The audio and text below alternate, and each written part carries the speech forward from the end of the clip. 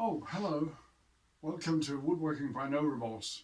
My name is Henrik, and this is my one-car garage workshop filled to the brim with reclaimed wood that I use for various projects. Working with reclaimed wood has its pros and cons. One of the pros is the wood is free, and I'm lucky enough that it's plentiful as well. One of the drawbacks, the quality is not very good and it's often full of nails. I'm not formally trained in woodworking. I do this because I enjoy it.